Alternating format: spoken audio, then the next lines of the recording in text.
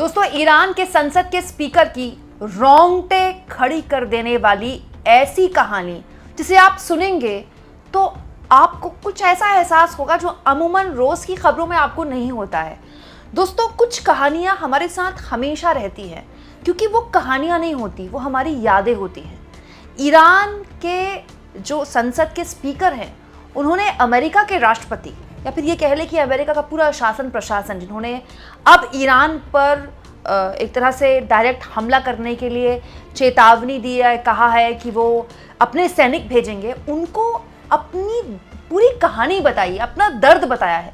और जब आप ये दर्द सुनेंगे ना तो आपके रोंगटे खड़े हो जाएंगे। दोस्तों, ईरानी संसद के स्पीकर हैं MB खालिबफ साहब ने, जब अमेरिका ने कहा कि हम बूट ऑन द ग्राउंड्स करेंगे, अपने सैनिक भेजेंगे, ईरान पर कब्जा करेंगे, खार्ग आइलैंड पर कब्जा करेंगे, हद तो तब हो गई जब अमेरिका के वॉर सेक्रेटरी, आसान भाषा में बोलें तो युद्ध मंत्री, ने तो चेतावनी दे दी ईरान को कि वो उन्हें पाषाण युग में यानी कि स्टोन एज में पहुंचा देंगे।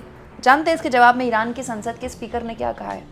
आइए, हमारे घर आइए, हम आपको पूरे परिवार सहित मिलेंगे। दोस्तों, बिना लाग लपेट ईरान की संसद के स्पीकर ने कौन सी कहानी बताई है जिससे आपके रोंगटे खड़े हो जाएंगे? मैं आपको सुनाती हूँ।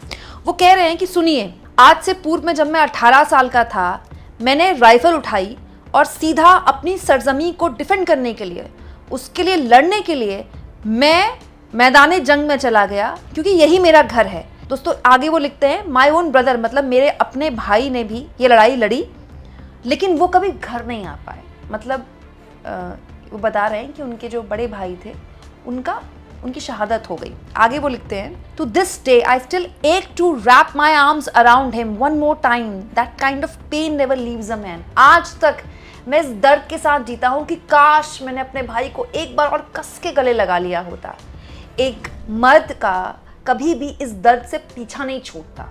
आगे वो कहते हैं, and he wasn't the only one. I lost brothers who weren't blood but were family just the same, men who fought like lions and become part of me forever. दोस्तों, वो आगे लिखते हैं कि वो अकेले नहीं थे, मतलब उनके भाई अकेले नहीं थे। ऐसे बहुत से लोगों ने शहादत दी जो भले ही उनसे खून से ना जुड़े हों लेकिन वो उनके भाई हैं। आगे अपनी सरजमी के बारे में जो बात ईरान के स्पीकर बोल रहे हैं, जरा सुनिए। वो ये कह रहे हैं, but that's what we do. We give everything we have got for the land we love. We poured out our youth, our blood, our every tomorrow we had for Iran. हम यही करते हैं, हमें यही आता है क्योंकि ये हमारी सरजमी है। हम इस जमीन से प्यार करते हैं, अपने देश से प्यार करते हैं। हमारे पास जो भी कुछ है हम इस पर न्यौछावर कर देंगे, अपनी जवानी, अपना खून, ताकि ईरान का कल बचा रह सके। हम वॉर मॉन्गर्स नहीं है, we are not warmongers. हम युद्ध के लिए नाचने वालों में से नहीं है, पर जब हमें हमारे होमलैंड को, हमारी सरजमी को डिफेंड करना होगा तो हम में से हर कोई सोल्जर बन जाएगा। मतलब ईरान के संसद के स्पीकर ये कह रहे हैं कि अमेरिका जब यहाँ आए तो ये ना सोचे कि उसका किसी सैनिक से सामना होने वाला है। यहाँ एक एक आदमी, चाहे बच्चा है, चाहे बुजुर्ग है, चाहे परिवार की महिलाएं हैं, सब परिवार सहित उनका स्वागत कर रहे हैं। आगे वो लिखते हैं, right now is less a week, a powerful nation campaign sweeping across the country has brought forward around 7 million Iranis who have already stepped up and declares they have ready to pick up arms and stand in defense of our nation. पूरा देश इस वक्त अपने देश को defend करने के लिए, अपने देश की सुरक्षा के लिए खड़ा है। हम सब ईरानी खड़े हैं किसी भी तरह से अपने देश के लिए मरमिटने को। आगे वो लिखते हैं, let me tell you something straight from gut. मैं अपनी गट से, अपनी गट फीलिंग से आपको साफ शब्दों में एक बात बता रहा हूं। Iranians don't just talk about defending their country, we bleed for it. हम सिर्फ बोलते नहीं कि हम अपने देश के लिए खड़े हैं, हम अपने देश के लिए खून बहाते हैं। We have done it before and we are ready to do it again. हमने पहले भी ये किया है, हम आज भी ये करने को तैयार हैं। You come for our home, आप हमारा घर लेने के लिए आ रहे हैं। You are gotta meet the whole family, आपको हमारे पूरे परिवार से मिलना पड़ेगा। Locked, loaded and standing tall, सब कुछ मतलब तैयारी के साथ, पूरी मजबूती के साथ हम खड़े हैं। ब्रिंग इट ऑन, मतलब जो आपके सामने है, जो आपके पास है, सब कुछ लेकर, साजो सामान के साथ आइए। हम अपने पूरे सपरिवार यहां खड़े हैं।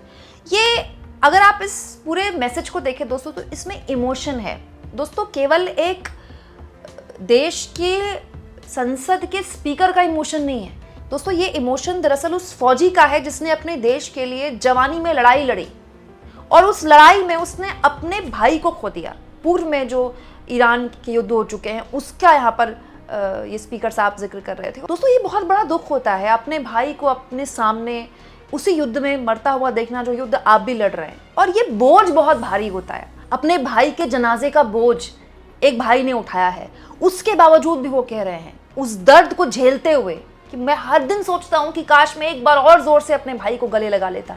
लेकिन आप आ रहे हैं तो ये सोच के मत आइएगा कि आपका स्वागत किसी सैनिक से होने वाला है। यहाँ एक एक ईरानी खड़ा है मुस्तैदी से, सब परिवार आपका स्वागत करने के लिए, क्योंकि आप हमारे देश में नहीं हमारे घर पर हमला कर रहे हैं। और ये इमोशन दोस्तों दरअसल इस वक्त ईरान के केवल संसद के स्पीकर में नहीं है, वहाँ पूरे लोगों में है। आप पूरा सोशल मीडिया देखिए, ईरान की तरफ से जो AI वीडियोस शेयर की जा रही हैं, जो गाने शेयर किए जा रहे हैं, उसने ईरान की एक ऐसी छवि दुनिया के आगे पेश की है जो आज तक नहीं आई थी। हर लिहाज से आप देखिए, मीडिया में नैरेटिव के लिहाज से देख लीजिए आप, या फिर रिटेलिएट करने के लिहाज से देख लीजिए, बल्कि पूरी दुनिया ये बात बोल रही है कि होगी ईरान में बहुत सारी कमी। मैं बिल्कुल भी ईरान को ग्लोरीफाई नहीं कर रही और मैं ये भी नहीं मानती कि वहाँ का समाज परफेक्ट है। होंगी उनकी अपनी समस्याएं, उनको अपनी सरकार से शिकायतें भी हो सकती है, बट इस बार ईरान ने कुछ भी नहीं किया था। ये अमेरिका के बड़े अधिकारी भी कह चुके हैं कि ईरान को अमेरिका से कोई खतरा नहीं था। इस बार का हमला अजीब था क्योंकि आप ईरान से बातचीत कर रहे हैं, अगले दिन आपने उन पर हमला कर दिया। दोस्तों न केवल हमला कर दिया बल्कि युद्ध की शुरुआत में आपने उनकी सुप्रीम लीडर का कत्ल कर दिया, उनकी टॉप लीडरशिप तबाह कर दी।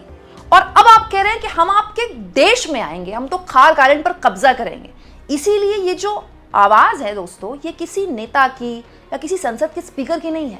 एक्चुअली में ऐसा लगता है कि जैसे ईरान की आवाज़ है, ईरान के आम नागरिक की आवाज़ है। सोचिए दोस्तों, ऐसे देश को ट्रंप के मंत्री, युद्ध मंत्री कह रहे हैं कि वो उन्हें पाषाण युग में धकेल देंगे। अब कौन किसको किस युग में धकेलेगा या फिर इस युग में कौन इतिहास के पन्नों में हमेशा के लिए दर्ज हो जाएगा, वो तो खैर आने वाला वक्त बताएगा। लेकिन एक बात जो मैं हमेशा बोलती हूँ दोस्तों, अमेरिका का जो अगला राष्ट्रपति होगा ना, उसका शुरुआत के जो 2 साल हैं वो सबको सॉरी बोलने में जाएंगे, क्योंकि बदजुबानी में ना तो ट्रंप पीछे हैं ना उनके मंत्री लोग पीछे हैं।